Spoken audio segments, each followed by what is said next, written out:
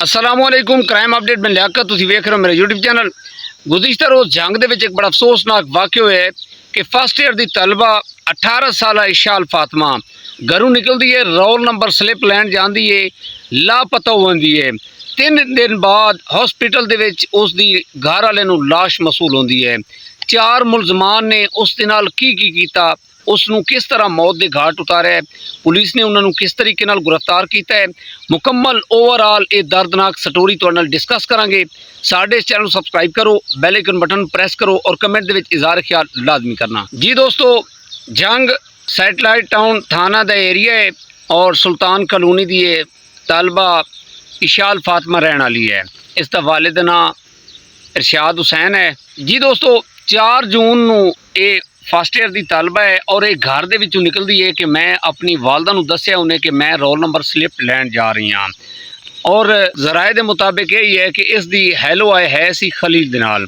ये निकलती है घरों तो वह इसनूं एक दोस्त है हसीब घर लैके जाता है इशाल नूं, लेकिन घर वाले नूं नहीं पता लगता है कि किस दे नाल गई है। खलील दे 3-4 दोस्त होंदे ने, हसीब और अमेश जोगी और एक खलील आप एक और नामालूम दोस्त होंदा है।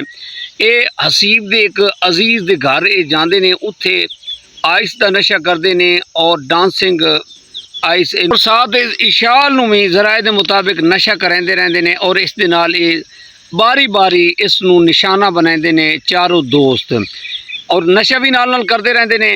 इस दी आइस का नशा ही उत्थे करते ने और हल्ला गुल्ला करते हैं। उत्थे इशाल फातिमा की तबीयत खराब हो जाती है, उत्थे आप ही एक तबीब डॉक्टर बन के उसका इलाज करते रहते हैं। जदों उसकी हालत खराब हुई, इशाल जदों वापस नहीं आती, उसके घर वाले उरू परू पुछते हैं कि साड़ी बच्ची जड़ी हुण तिकर घर नहीं आई।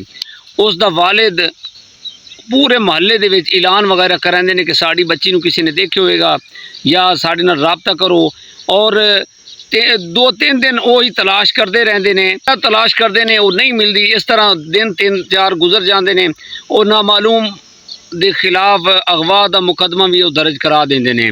उन्होंने जोड़ा थाना है सी वो सैटेलाइट टाउन दे विच जनाब SHO ज़ीशान हैदर साहब है सन, उन्होंने मुकदमा दर्ज किया और तहकीकात शुरू कर दी। इन्होंने 3 दिन उस घर दे विच रखा है और इस्तेमाल करते रहने। इशाल फातिमा नूं बारी बारी निशाना बनाते रहने। उसकी जदों हालत बहुत खराब हुई, पहले उसनूं नशा देंदे रहने 3 दिन लगातार, यानी कि उस दे नाल घिनौनी हरकत उन्होंने कीतियां ने। जदों ये मुँह काला करते रहने और अपनी भड़ास कढ़ते रहने, फिर इन्होंने उसका इलाज किया जिस तरह कोई ना कोई दवाइयाँ वगैरह करते रहने। पहले इन्होंने आइस का उन्होंने नशा दिता, जदों उसकी हालत बहुत ज़्यादा ख़राब हो गई, फिर इन्होंने आपस में डिस्कस की कि खलील ने कहा कि हमेश यार ये साढ़े घाटे पै गई, इसका कुछ ना कुछ हल करिए। इन्होंने कोल एक कार है सी, ये 4 है सी, बड़ी मुश्किल के नाल उन्होंने चाह चू के जनाब इन्होंने बिठाया तो एक करीबी हॉस्पिटल है सी अली अहमद खान। रात 9 बज रहे सी, ये 7 जून का वाक़या है सी कि इन्होंने उत्थे जाके उसनूं उत्थे शिफ्ट कराया। उत्थे जाके ना इन्होंने उसकी जी वालदियत है ओवरऑल उसका जो एड्रैस वगैरह वो ठीक लिखवाया।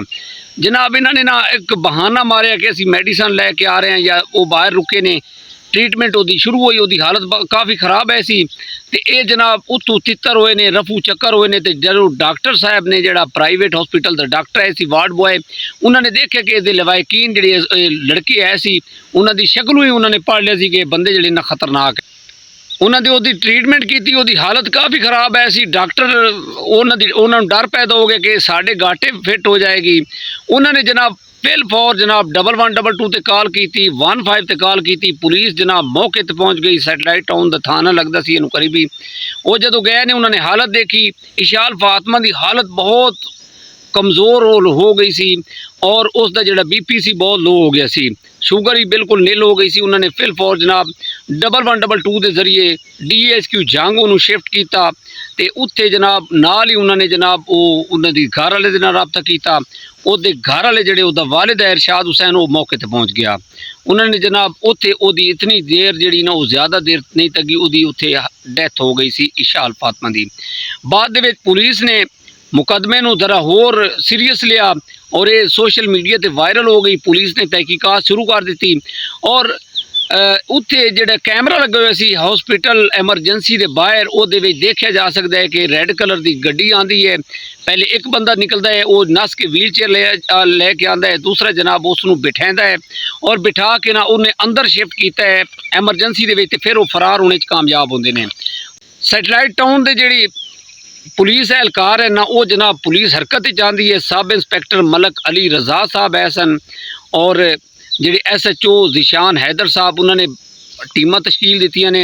पूरे जंग दे विच उन्होंने जनाब ना नाकाबंदियां कराइयां, चेक किया कि ये जिहड़े मुलजमान हैं ये जंग दे विचों बाहर नहीं जाने चाहिए और ये पूरे मुल्क दे विच अग दी तरह ये गल फैल गई। और ये जिहड़ी यकीन करो कि ये जिहड़ी दर्दनाक वाक़या है सी, एक भयानक मौत, एक लड़की दे नाल इस तरह का गलत सलूक, गलत रवैया, उसनूं इसदा नशा दिता गया और फिर उसनूं इन्हां ने इस्तेमाल किया गया। बहुत ही कोई घटिया तरीन हरकत है सी इन्हां 4 मुलजमान दी।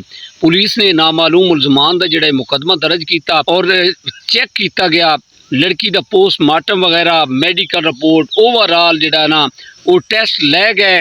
जिहड़े नामालूम मुलजमान हैं उन्हां दे खिलाफ कार्रवाई की जाए।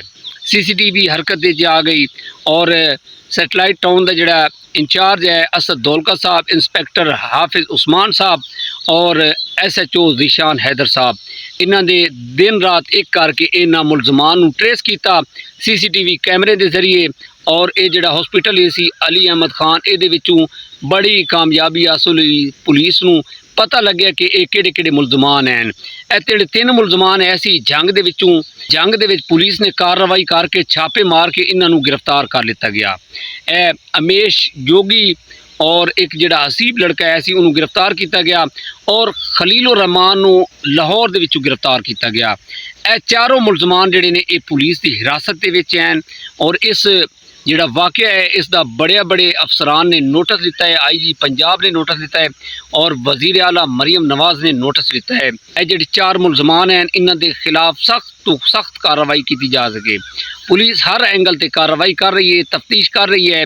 जो जिस तरीके दे नाल इन्हां ने वारदात डाली है, तफ्तीश सारा कुछ जो छानबीन कर रही है और जो इन्होंने उस दे नाल हरकत की ने वो ओवरऑल मेडिकल रिपोर्ट दे विच आ जाएगा। दोस्तों कितने बड़े अफसोस की गल है कि अगर उस बेचारी नूं इन्होंने धोखा दिता, धोखे दे नाल उन्होंने बुला के इन्होंने अपना मुँह काला किया। इशाल फातिमा की उम्र इतनी नहीं सी, 18 साल। उन्हें जिंदगी दे विच बड़े अच्छे ख्वाब देखे सी, फर्स्ट ईयर की तलबा है सी, लेकिन उसकी मौत एक बड़ा वड्डा सवाली निशान है। किसी डायरैक्टर सुहेल जफर चट्टा साहब कि मुकम्मल तहकीकात कराई जान हर एंगल तो कि ये जिहड़े मुलजमान हैं इन्होंने उस दे नाल जो रवैया, जो सलूक अपनाया, इस तो बदतर इन्हों सज़ा मिलनी चाहिए है। और दोस्तों खुदारा अपनी छोटियां बच्चियां, अपनी बड़ियां बच्चियां का ख्याल रखो। इस तरह के जिहड़े गलीज बंदे ने इस तरह की गलत हरकत तो बाज नहीं आते। थाना सैटेलाइट टाउन SHO साहब और उन्होंने पूरी टीम को एप्रीशिएट करने, खराज तहसीन पेश करना, जिन्होंने बर वक्त कार्रवाई करके ये जिहड़े मुलजमान हैं 4 इन्हों गिरफ्तार किया और उम्मीद है इनकी सज़ा वो दिलवाणगे। इन्होंने जो हरकत की ने और ये सैटेलाइट टाउन के इशाल फातिमा के केस का FIR का मुद्दा ही जोड़ा बनया है वो इन्हों का वालिद इरशाद हुसैन बनया है। इसे पैगाम के नाल सानू इजाजत दो। अपना ढेर सारा ख्याल रखना। मुलाकात होएगी अगले व्लॉग के अंदर और कमेंट के इजहार ख्याल लाजमी करना। खुदा हाफिज़।